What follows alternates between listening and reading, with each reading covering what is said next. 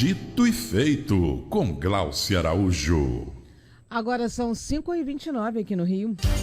Bom de papo. A Defesa Civil de Angra dos Reis determinou a desocupação de cerca de 300 casas na região por causa das fortes chuvas iniciadas na noite de sábado, último dia 2 de janeiro. Pequenos deslizamentos de terra ocorreram em diferentes bairros.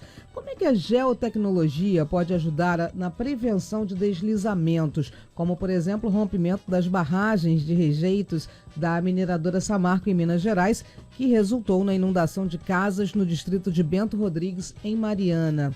O investimento em tecnologias de geoprocessamento baseadas em informações geográficas pode auxiliar na prevenção de desastres e reconstrução de cidades e a prevenir desastres como deslizamentos e enchentes? Bom, a gente conversa com Abimael Cerida Júnior, que é geógrafo e gerente para o setor de educação na imagem da empresa de inteligência geográfica.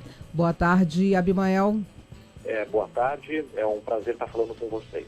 Prazer todo nosso estar conversando com você. Abimael, os médicos, pelo menos, pregam que prevenção é tudo, quando se referem à área da saúde. Nesse caso, na área da geologia, também é tudo a prevenção? É uma ótima pergunta e um ótimo início da nossa conversa.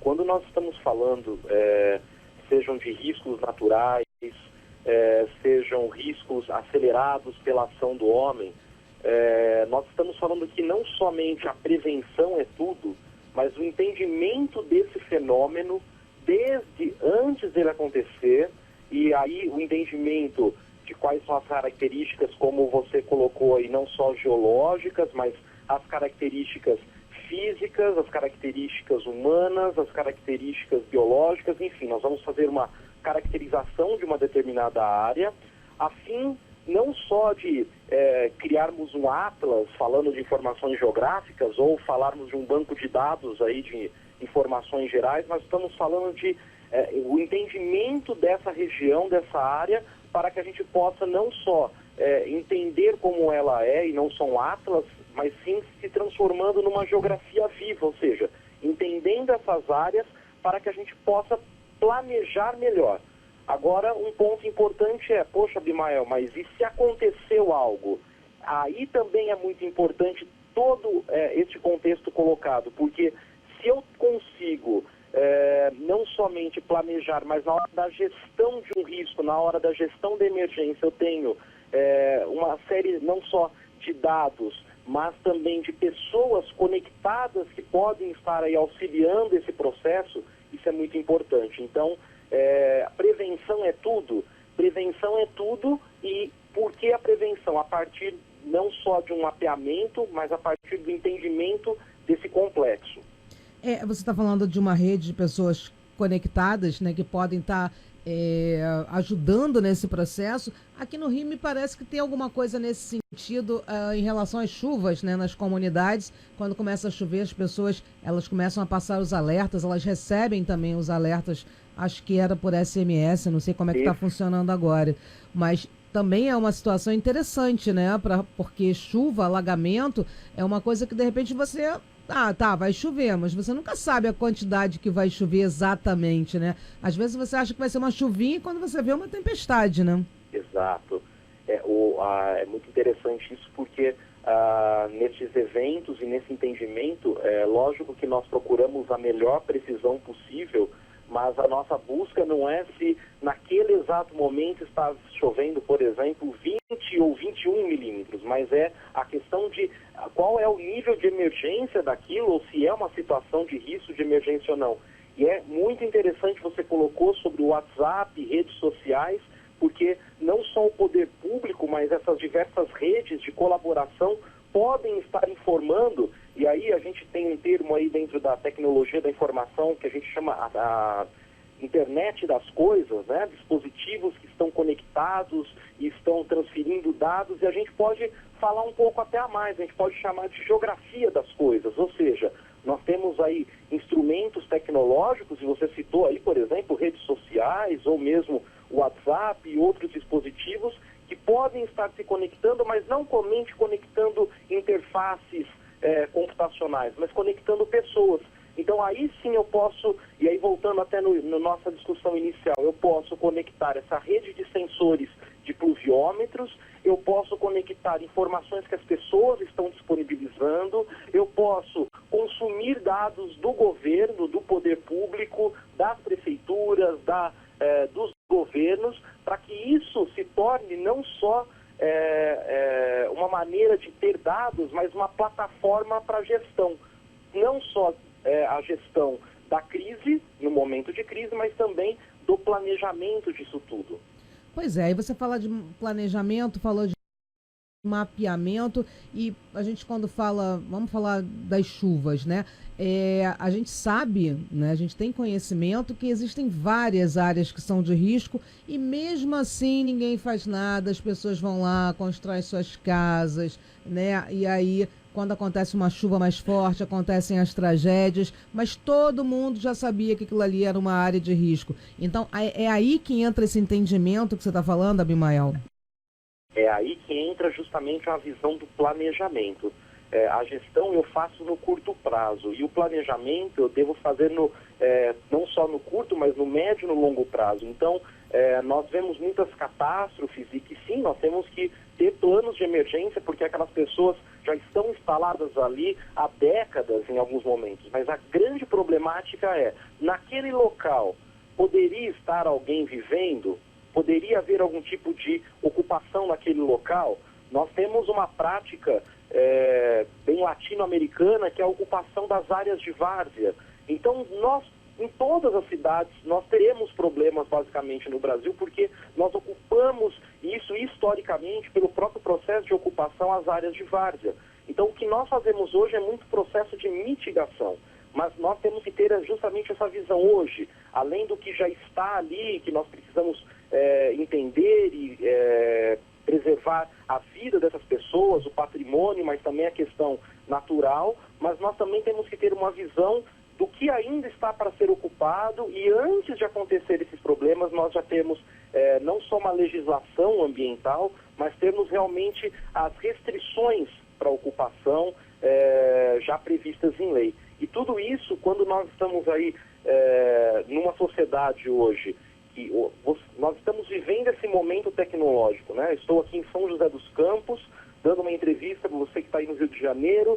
Nesse momento eu estou gravando essa entrevista, utilizando a conexão de internet aqui do canal de vocês na web. Olha só, por que não utilizar justamente essas nossas tecnologias e essa nossa sociedade técnico-científica, informacional, para que a gente possa tomar melhores decisões? É por isso que nós temos essas plataformas de mapeamento, sistemas de informações geográficas, geoprocessamento, são alguns termos aí conhecidos, principalmente aí nas cidades do Rio de Janeiro. Existe um sistema muito complexo, investimento aí dentro dessa área, não só na cidade do Rio, mas no estado e no Brasil temos outras iniciativas. Então, a grande questão é como utilizar essas tecnologias que nós já estamos envoltos a elas, utilizar toda a bagagem e conhecimento da geografia para o entendimento não só do meio físico, mas do meio natural, das pessoas, da sociedade, e utilizando tecnologias. Então essa é a grande mudança que a gente pode trazer. Uma mudança que não é ou é uma sirene ou um aplicativo novo, mas é uma mudança realmente de visão. Ao invés de eu ter um mapa como somente um desenho, ou uma aplicação, ou um alerta no meu celular, eu começo a entender de maneira integrada onde eu vivo, o meu território, o meu local. É nisso que vocês trabalham na inteligência geográfica? Desculpe, ficou um pouco baixo? Não, eu perguntei se é com isso que vocês trabalham na inteligência geográfica, na empresa. Isso, perfeito. E aí, eu sou o gestor de educação da imagem, é uma empresa brasileira sediada aqui em São José dos Campos, e nós trabalhamos justamente com inteligência geográfica, que são aplicações de métodos, fluxos, processos, de dados geográficos, dados de outras fontes de informações que nós podemos conectar, podemos integrar tudo isso para que, e aí nossa conversa, né, sobre gestão pública, sobre planejamento urbano, planejamento ambiental, todos esses entes possam se conectar e possam trabalhar de maneira conjunta, utilizando plataformas tecnológicas, utilizando aí plataformas de inteligência geográfica. Certo. Agora, a gente teve no início do ano, né, um deslizamento de pedra no Espírito Santo que foi causado por um desgaste natural, né, um desgaste natural. A natureza, né, por conta das chuvas, não sei, talvez, acabou tendo esse desgaste, teve um alívio de tensão nas pedras, né, e aí uma pedra enorme rolou, né, e causou um grande deslizamento de terra e acabou deixando várias pessoas desabrigadas, né, acabou destruindo uma série de casas lá no Morro da Boa Vista. Nesse caso, desses processos naturais, coisas que não tem muito o que fazer, também pode ser feito esse mapeamento? Sim, porque aí é muito interessante, porque eu estou falando aí de monitoramento. É um caso triste, né, que aconteceu, porque a gente tem aí problemas sociais, nós temos vidas envolvidas, mas e a gente acaba só lembrando desses processos nesses momentos, mas é comum também a gente ouvir, nessa época de chuvas, né, houve o deslizamento, um processo de erosão. Nós temos que lembrar que a Terra está viva, e são processos naturais realmente, e nós ocupamos de maneira ordenada, ou quase sempre de maneira desordenada, nós ocupamos áreas que processos naturais continuam a acontecer. Então, se aquela área já está ocupada e nós temos ali um risco geológico colocado, o que pode ser feito, além do mapeamento prévio, além do levantamento de informações prévias, olha, ali existe um risco, eu posso, por exemplo, utilizar aí uma série de sensores nessa área para que a qualquer movimento de massa, eu posso integrar então sensores, ou eu posso ter indicadores ou acompanhamento anual por imagens, e hoje não só imagens de satélite, nós estamos vivendo aí a era dos drones, né? Uma discussão, o Brasil agora é um dos poucos países do mundo que está com uma regulamentação sobre drones, ou seja, nós temos uma série aí de estratégias que nós podemos adotar para monitoramento. Legal. Então, qual seria a atitude? Teria que partir das prefeituras, dos governos, né, que levasse mais isso a sério, né, Abimael? Nós estamos sobre uma formação territorial em que realmente é o Estado, né, seja ele o federal, o governo estadual ou mesmo municipal, ele que ordena o território. Mas nós temos aí não só nós temos as forças econômicas, nós temos as forças sociais que também organizam e reorganizam o nosso território. Então, essas iniciativas macro, realmente elas vão ocorrer ou devem ocorrer, principalmente advindas aí do Estado, seja mapeamento por parte das prefeituras, dos governos estaduais, federais, mas aí nós temos também que entender que esses mesmos órgãos, esses mesmos entes sociais, eles podem criar canais de comunicação com a sociedade. E aí nós não estamos mais fazendo só uma transferência de responsabilidade. Ou seja, quando eu estou falando de uma plataforma tecnológica implantada, por exemplo, por um governo municipal, ou mesmo quando eu estou falando aí da defesa civil, eu posso ter então a sociedade conectada, eu posso ter outros órgãos públicos consumindo, utilizando aqueles dados, eu posso ter a própria mídia também consumindo essas informações, ou seja, nós começamos a viver uma sociedade realmente em rede, uma nova forma de organização em que realmente sobre a nossa forma de organização territorial, isso vai emergir das prefeituras, dos estados, e aí Estado, não o Estado do Rio de Janeiro, mas o Estado realmente, mas nós teremos não só uma participação pública com reuniões, mas a gente pode alcançar uma participação pública efetiva no processo de gestão, planejamento e monitoramento, como a gente está discutindo. E qual a parte que caberia para o cidadão? O que nós, né, enquanto cidadãos, a gente pode fazer para ajudar a evitar esse tipo de coisa, esse tipo de tragédia? Perfeito.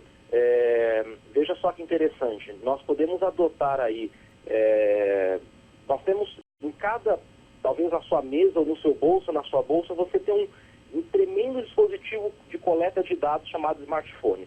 E hoje toda a população, ou quase toda a população, ou um smartphone, ou um celular, nós podemos, por exemplo, utilizar essa rede de coletores de dados para informar, da mesma maneira que nós temos temos redes sociais em que as pessoas estão informando onde estão, onde não estão, o que compraram, o que não compraram.